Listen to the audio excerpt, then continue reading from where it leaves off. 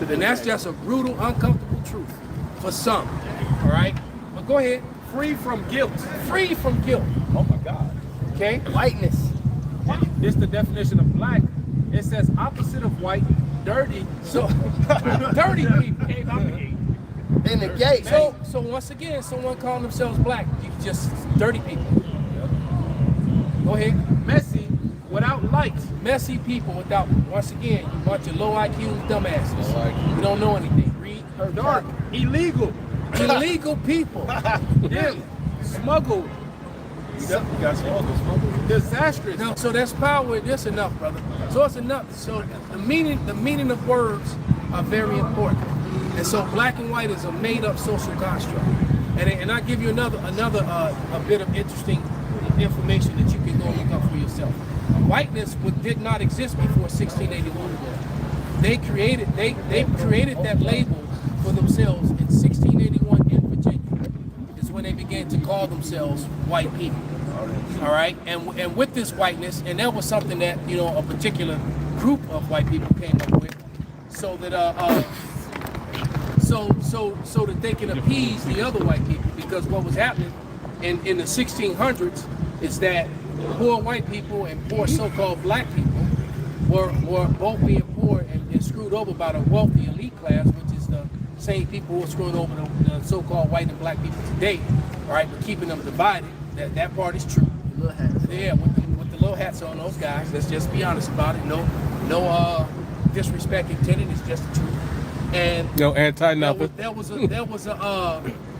There was a revolution called and a rebellion called the Baker's Rebellion in 1681, where all the poor folks, both native, so-called black, so-called white, got together and started fighting against the wealthy people. So the wealthy people came up with these two classes. So they took the natives and reclassified them as Negroes. And they took a lot of the slaves and reclassified them as Negroes. So a lot of so-called black people that are walking around today are actually Native American. Yeah. But they made sure that they were called Negroes or something else so that they couldn't get any land rights or anything like that. That was another racist, hateful thing done on purpose. Showed you that. And then they took and a lot of white women at that time too were choosing to marry brown men. Right. All right. So they came up with the miscegenation laws, which made it where white women could no longer marry black men, and if they did, they inherited their slave class, and that's what they were doing. And also with this whiteness came benefits, front of the line benefits. I had to get off the sidewalk when you walk down at benefits. I had to look the other way. Put your face in the mud. When you looked at me, I had to look down at the ground, and you could do whatever you wanted to me, and I couldn't take you to court. Including murder. That also came with whiteness. Okay, that was the benefit of being this new found humanity, part of humanity that was called white. And all that happened in Virginia in 1681, and it pretty much spread throughout the Grove shortly thereafter. All right, so prior to 1681, you can look this up for yourself. There was no such thing as white people. That was a new, and there was actually no such thing as black people. Those terms were both constructed. You got it. Okay. Go ahead. Read that doctrine. I'm gonna read the scripture after that. When you Google is black a social construct, it says yes. Yes. From a scientific and sociological standpoint, being black is considered a social construct. Exactly. See? So even AI is telling you what we're telling you. It's physically no such thing as such. Yep. All right? And that's the funny thing. This is how you know the Esau's losing, because even this technology is turning against them. That's right. AI just said what we said was right. Been saying for public AI. And we were saying Many years. And we were saying it before AI. Many years. Okay? Just to be 100. Because we know it to be prophecy. This is prophecy. This was going to happen to the Israelites in a lot of times through the prophecy. This is Deuteronomy the 28th chapter and the Deuteronomy 28 and 37. It says, and thou shalt become an astonishment, a proverb, and a byword. Being black is a byword. Yep. Being a nigga is a byword. Being a Hispanic. Being a coon, being a Hispanic, being a porch monkey. That's a byword. Yeah, they called Native Americans forest niggas. Yeah, that's right. All right, it's savages. Okay, those are bywords. That's right. It Right. says, he's chipping out. That's the new byword. All right. It says, and a byword amongst all nations, whether the Lord shall lead thee. And these will be all the other nations. See? And all of them call us by these names. Yep. You know? Shalom, shalom. First and foremost, I want to give all praises, honor, and glory to my power, Yahweh, Bahashem, Yahweh Shai, Bahashem Makapadash. Double honors to the elders and apostles of Great Millstone who rule well and teach well, being great examples to our young brothers. Peace and blessings to those for elect. Lord willing, we be a part of that number. I'm the brother Qadar, coming back with another video. All right, from the Jimmy Bench, Chicago. And this video is going to be entitled Bacon's Rebellion. All right, another history lesson. And this was something that we went, as you've seen in the clip before you. All right, this is something that we went over in camp yesterday. All right, and the elder brother Malak out there in Detroit, you know, made a response, you know, going into it, you know, and then the spirit was like, you know, I got to hop in it as well, you know. But there was an Edomite that popped up at camp. And the first thing he asked was, are we the black Hebrew Israelites? And we quickly corrected that. All right, we are the Hebrew Israelites. You know, as a matter of fact, brothers pointing out, you know, the Ephraimite brothers, you know, the Issacharite brothers, you know, what the world calls Puerto Ricans or Mexican brothers, you know, in a line, you know, that was with us, you know, that didn't have the darker skin tone. You know, they were on the more tawny side. Okay, but we understand this term white people, all right, or black people was created in the 1681. Okay, there was no such thing as a white or black person. As a matter of fact, I searched it up here, you know, because we understand this is a social construct. All right, Esau rules of lies. Okay, it says yes, being labeled white is a fundamentally a social construct. Okay, while humans have biological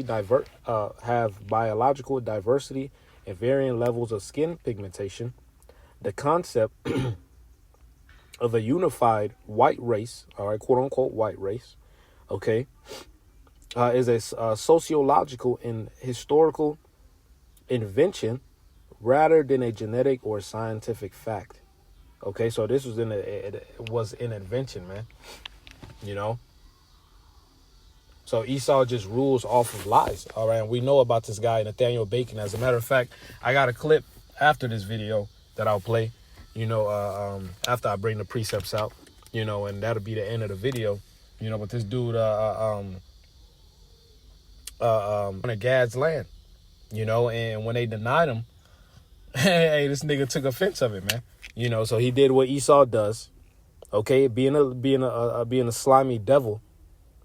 Okay, and he took advantage of he got all the slave, all right, got all the slaves and all the Edomites that weren't prospering, okay, that were in the bottom, under the foot of the elites, just like they are right now, okay, and he got the Gadites, all right, and they formed a rebellion, okay, and the elites at that time, you know, once that happened, man, you know, they had to find a way to create a separation, you know, so they created that whole black-white thing. Okay. Oh, you're white now. So you're above these niggas. You're above these slaves. Okay. But you're not nowhere near us, but you're above them though. Okay. And we're going to get into this word black or white because we went into this yesterday, but I'll read it for sure. Okay. And after that whole Bacon's Rebellion, all right, because we understand, I'm going to grab it here, Salakia. All right, it says Bacon's Rebellion, I keep saying Beacon, but Bacon's Rebellion, was an armed uprising in 1676, led by Nathaniel Bacon against Virginia's colonial governor, William Berkeley, sparked by Berkeley's refusal to authorize attacks on Native Americans, so he had ulterior motives. Okay, and fueled by economic hardship, the rebellion united discontented frontier farmers, indentured servants, and enslaved people who burned Jamestown. So they burned that shit down, you know, and that was this, you know, and that started in 1676, you know. So when after he died and everything died down, okay, I grabbed this right here because Esau, you know, it didn't just happen in 1 year. All right, it happened in a span of years where Esau would start to throw his lies out, man. All right, his unrighteous decrees. Okay, so I searched up because a lot of like the Elder Machman say, a lot of so-called Gadites and Reubenites, all right, believe they're Judites. All right, a lot of Seminole Indians and Native Americans believe that they're so-called African American. All right, and this is because of this right here. All right, it says that Virginia passed 2 acts in 1682. Virginia passed 2 acts in 1682 that combined Native Americans and Africans into one category as Negroes and other slaves. Okay, so they wouldn't have rights to that land. Okay, this is the devil we talking about. Okay, it says in 1699, slave law stipulating whippings and other forms of corporal punishments as the standard practice for dealing with slaves were the rule in Virginia, and they made them permanent slaves, hereditary. All right, so this is obviously the devil at work here, man. Okay, so I wanted to read this definition of black and white, okay, just to show you how it is a social construct. All right, because I'll give you an example. All right, you got magic. Magic is literally witchcraft. Okay, magic. Why does it say D is for Dia? Well, that shit's weird. I don't even know what the fuck that is. But magic is witchcraft, you know. But it is until you say black magic, and people's just like, oh shit, like what the hell, you know. You could say a plague, all right, and people are like, okay, it's a pestilence, and then you said the black plague. People are like, oh shit. You know, you see how people describe black cats, you know, it's a social construct. It's obviously a social construct. Okay, give me 1 second. It's obviously a social construct, man. All right, so I want to grab this word for black. I'm gonna grab black first. Okay, it says opposite of white, dirty, messy, without light, dark, illegal, dim, smuggled. Okay, so like the Elder Machma says, when after I read these words, put people behind it. Disastrous people, dismal people, obscure people, sullen people. All right, sullen meaning dirty. Bad-tempered people, angry people, horrible people, grotesque people, malignant, unlucky people, unhappy, depressed people. Okay? Messy, without light people, dark people, illegal people, smuggled people. You know? So now let's read this. Let's read white. Okay? It says white, of a color of milk or fresh snow, innocent. Okay, now let's put people behind it. Innocent people, unstained people, pure people, unblemished people, bright people, anti-revolutionary people. Okay, like the Elder Machma said, what about the American Revolution? What about the French Revolution? Shit, what about the Bacon's Rebellion? Bacon's Rebellion, shit, that was literally a revolution. Okay, auspicious people, reliable people, favorable people, honorable people, honest people, upright people, without bloodshed people. All right, and this devil has shed the most blood in history. All right, the scriptures literally says that was given to him a great sword, or he would take peace from the earth in Revelation 6, the 6th chapter. Okay, so you see how much of a social construct this is. So when someone says they're black, white, that shit is a lie. It's nothing but a social construct. Okay, there's no such thing as somebody that's black. You can have a black beard, black hair, you can have a black shirt, but your skin is brown, different shades of brown. All right, and white people aren't white. Okay, you could wear a white shirt, they aren't white. Okay, they're red. All right, they're translucent, man. Their blood shows forth through their skin. All right, Esau Edom is a clean leper. Okay, that's the curse that was put on him, man. The Lord stripped, all right, Cain's pigmentation. All right, we know Cain is Esau in the reincarnation. Okay, in his lineage are the Edomites today. Okay, so he tries to put that white in the way to try to make himself look as if he's the hero or he's innocent, man. Okay? But I wanted to grab this one more time because I wanted to hold this Jeremiah 50 and 33 because this truly shows you how we were oppressed together. It is the book of Jeremiah 50 and verse 33. It says, Virginia passed two acts in 1682 that combined Native Americans and Africans into one category as Negroes and other slaves. All right? That way they took Gad's inheritance. They took their land. Okay, this Jeremiah 50 and 33. Thus saith the Lord Yahweh of hosts, the children of Israel are the northern kingdom. Okay, and the children of Judah are the southern kingdom. Judah, Benjamin, Levi. All right, we're oppressed together. And we are oppressed together right now here in America. All 12 tribes are here. All around the country. All right. It says, and all that took them captives held them fast. They refused to let them go. All right. So here it is. We're here literally in captivity, man. You know, once again, proving that we are the Israelites. All right. We're the Israelites. And I wanted to grab this Revelation 20 because once again, it just shows you how Esau rules with deceit. Okay. So let me grab this Revelation 20.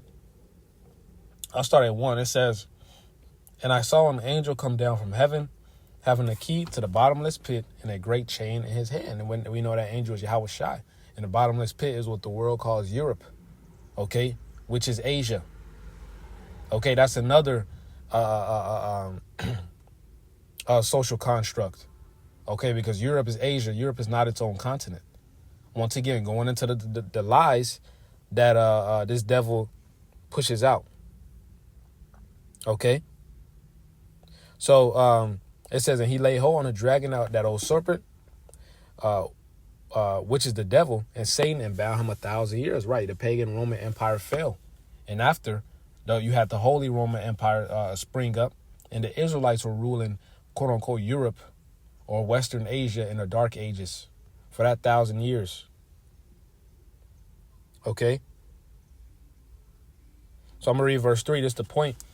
And it says, and cast him into the bottomless pit and shut him up and set a seal upon him. So Esau wasn't in power. He was in subjection. Okay. He was ooking and booking. It says that he should deceive the nations no more. Right. So it said he should deceive the nations no more. Because as soon as he's in power, he starts lying, man. That black-white shit is a lie. All right. It says, till the 1,000 years should be fulfilled, and after he must be loosed a little season. And now he's loosed a little season. Okay. So now let me skip down to verse 7. Okay. It says, and when 1,000 years are expired, Satan shall be loosed out of his prison. Right. Okay. We understand 1453, Constantinople fell. 1492, the last Moorish stronghold of Granada fell, which were Israelites ruling. All right, you had the Black Plague. Once again, the Black Plague. All right, killed 2/3 of Jake over there in quote unquote Europe. All right, and this devil rose into power. Okay. Now, obviously, there was more stuff in between. Okay. It says, verse 8, and shall go out to deceive the nations, which are in the four quarters of the earth, Gog and Magog, to gather them together to battle, the number of whom is as the sand of the sea. All right. And pointing out the first part, to deceive the nations. What is the first thing that they do?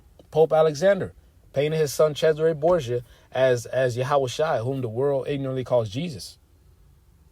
Once again, going into that deception. Okay. And that's the most popular image. Okay. So just going into the lies, man. That's all this devil does. Search up, matter of fact, let's search up cronyism. Because this devil, bro, this is the devil, man. And as a matter of fact, there we go. The Wadi Abashim Shai. With the 5 race theory, man. All right. It says, Johann Blumenbach, 1752, 1840, was a 18th century German physician and a founder of physical anthropology. In his foundation, 1795, on the natural variety of mankind, he divided humanity into 5 principal races based on physical morphology, primarily skull shape and skin color. Once again, going into the lies. The Wadi, how about Shemal Shai for bringing that to my memory again for edification reasons, because it has to come out, man. This is the devil we're talking about. Okay? That's why I say he shall go out to deceive the nations. Once again, pushing out lies, black, white.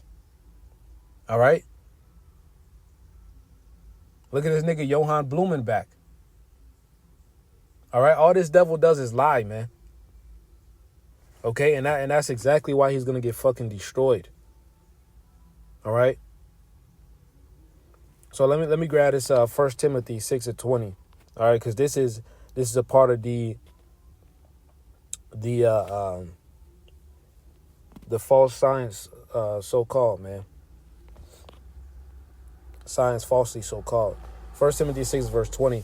O Timothy, keep that which is committed to thy trust, avoiding profane and vain babbling and oppositions of science falsely so-called.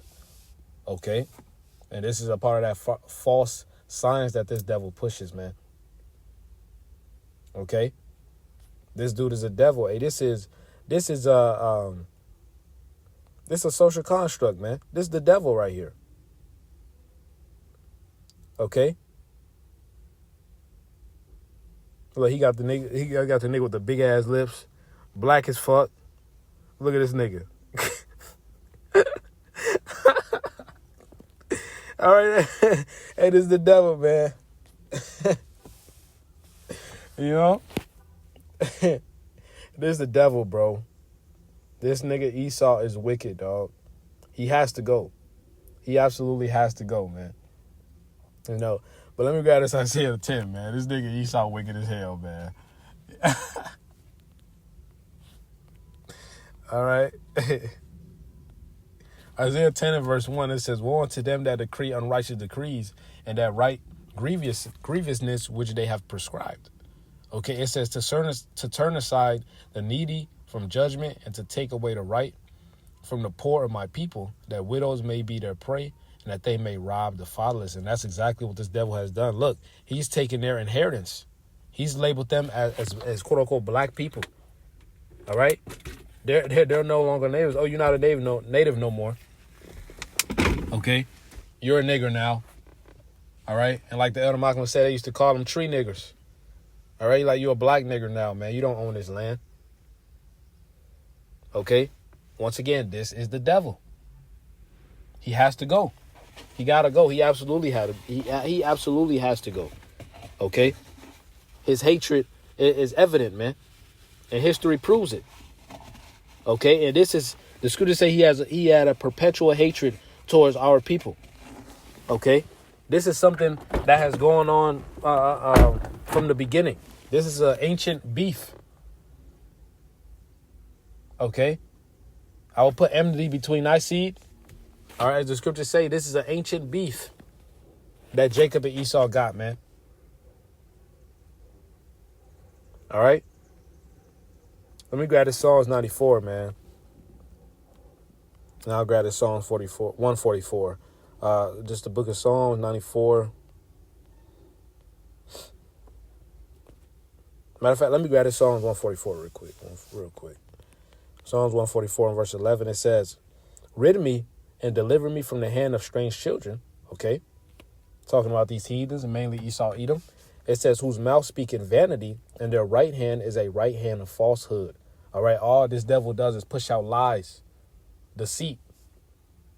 Okay. Truth mixed with lies. You can't trust anybody like that. That's what this devil, Esau, Edom does.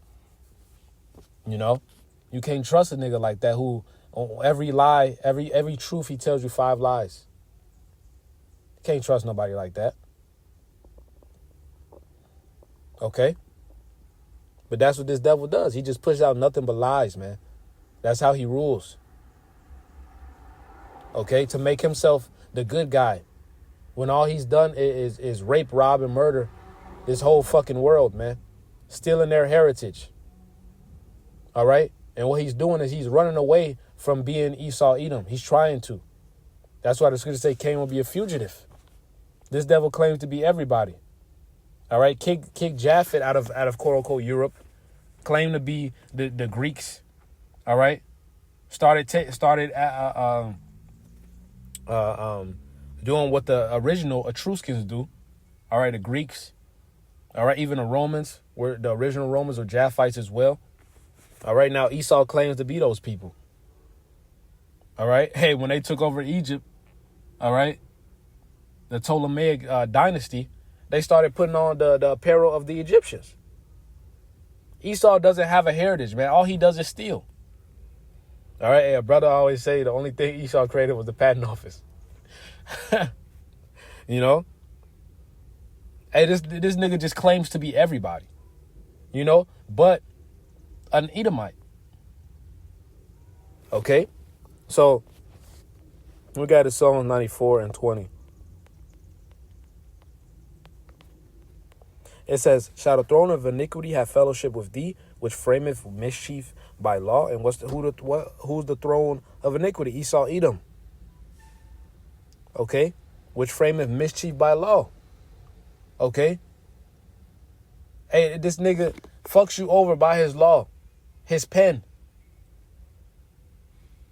Okay? It says they gather themselves together against the soul of the righteous.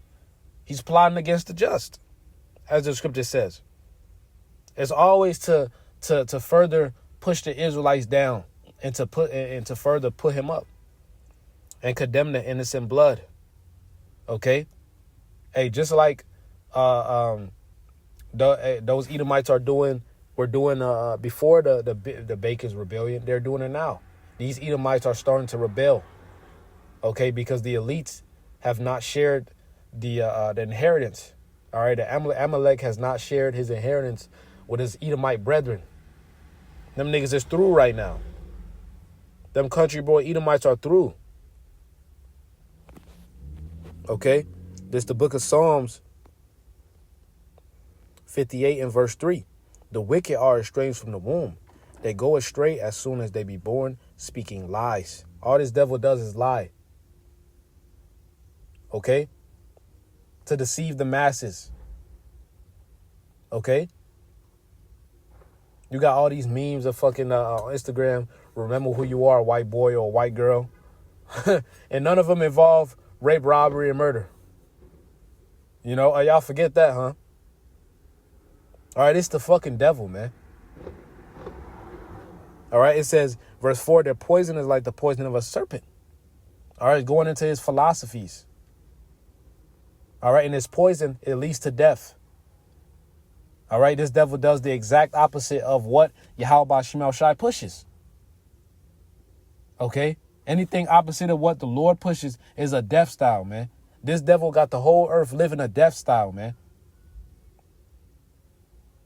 Okay, he got to get taken out of power, man. This verse 4, I'm gonna keep reading. It says, they are like the deaf adder that stoppeth her ear. All right, these devils not trying to hear it. All right, hey, they're caught up in their lies. Okay. Hey, I was rebuking a fucking Edomite in Arizona, man. He wasn't trying to hear it. You know, they threw, man. Okay. But Lord willing, that was edifying. I want to give all praise, honor, and glory to Yahweh Shem Shai, Bashem Kakudash. Double honors to the elders and apostles of Great Millstone. Peace and blessings to those for elect. Lord willing, to be a part of that number. All right. Lord willing, that was edifying. I do have a clip playing after this. All right. So, Lord willing, you could stick around and watch that. And then that'll be the end of the video. So, Lord willing, that was edifying. Shalom, Kwame Asherala, and a Bible Bowl. This is the story of Bacon's Rebellion. It is arguably the reason race works the way it does in America today. So hear me out. Let's start with the setup. In 1676, poor white and black Virginians, both enslaved and free, burned the capital of Virginia to the ground, side by side. And the way the men in power responded to that is the reason race works the way it does in America today. And it is the most important event that almost nobody learns about in American history. I certainly didn't. So Virginia in the 1670s, is not the South you're picturing, right? There is no cotton kingdom yet, no vast plantation caste system. The colony runs on tobacco, tobacco runs on labor. Most of that labor is not enslaved Africans, it's indentured servants, poor English men and women who sold years of their lives to the elites for passage across the Atlantic with the promise of land when their term ended. The problem was that the promise kept getting broken. The good land was already taken by the planter elite who had everything. The men who finished their indentures got pushed out to the frontier, that dangerous edge of the colony, with absolutely nothing. And out here, the white servants who had served their time and Africans, some enslaved and some free, were living in the same misery, working the same dirt, equally shut out by the same small group of wealthy men at the top. Then came this guy named Nathaniel Bacon. And he's kind of turned into a folk hero, but he was not a saint. He was calculating. He was a wealthy planter himself. His actual grievance was that the governor, William Berkeley, would not let him wage war on the native tribes on the frontier.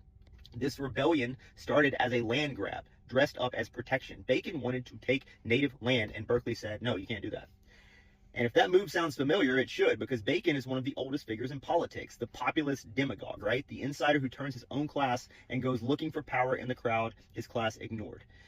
And here's the part that should sit with you. This is not a thing that happened to America later. Once it got big and corrupt, this is in the foundation. Before there was a United States, before there was a constitution, the New World already had its first populist figurehead redirecting real grievance toward a weaker target. The pattern has been in America since birth, right? The grievance underneath was real, but the target he chose was not the people who caused it. It was the tribes on the frontier, and it was catastrophic for them, obviously. But once Bacon raised that banner, all that frontier rage finally had somewhere to go. The servants, the freedmen, the poor, the enslaved, they did not follow Bacon because they loved him. They followed him because for the first time, the people who had been crushed had numbers and a target. They marched on Jamestown, they drove the governor out, and in September of 1676, they burned the capital of the colony to the fucking ground. Bacon died a month later of dysentery, not of war. The rebellion collapsed without him, and the last group to surrender, holding out against the authorities to the very end, was this mix of English and African servants and slaves standing together arm in arm. That is the image that terrified the guys who ran Virginia. Because here is what the elite understood that day. The thing keeping them in power was not their wealth. It was that the people below them were divided, and they had just watched that division disappear. That fucking terrified them. They watched poor whites and enslaved blacks pick up the same weapons and point them towards the top. And if that ever happened again, and it worked, they were done. So they made a decision. Not in one law, not in 1 year, but over the next 30 years, the men who owned Virginia slowly and deliberately built a wall between the two groups that had almost destroyed them. They gave poor whites just enough to lose, small privileges, legal standing above black Virginians, no matter how poor a white man was. So they stratified whites and blacks. The right to never be at the absolute bottom, and they slammed the door on Africans completely. Slavery became permanent, hereditary, passed from mother to child forever, and by the time you reach the Virginia Slave Codes of 1705, the caste is written into law. Black and enslaved on one side, white and free, even if dirt poor, on the other. A poor white man and an enslaved black man who would have stood shoulder to shoulder in 1676 were now, by law, two different kinds of human being, right? So radical slavery did not appear out of nowhere in 1676. That's important to note. The laws already had been shifting in the 1660s for cold economic reasons, frankly, but I'm not telling you that Bacon's rebellion invented race from scratch, right? The historian Evan Morgan has made the argument that the rebellion was a scare that accelerated all of it. And that's kind of the read that I have, and the one I'm going to give you. It's a really powerful interpretation, but historians still talk about how decisive that one event really was. So I take it as a catalyst, not the only cause, but it matters for everything I talk about on this account, because this happened in Tidewater, Virginia.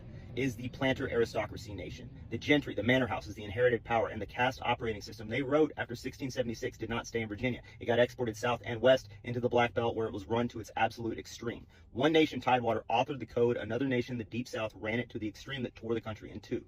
When I talk about lifers and builders, when I talk about the immune system of a city, when I talk about who belongs and who gets to decide, I am talking about systems that were built by somebody on purpose to answer a specific question. Bacon's rebellion is the moment one set of men answered the most consequential version of that question. Who gets to be at the bottom? And they answered it by drawing a line that we are still standing on 350 years later. So a populist pulls marginalized people together to fight the elites. In turn, the elites stratify and section off those people to turn them against each other, taking the heat off themselves. Wash, rinse, repeat. Does this sound familiar? It certainly does to me.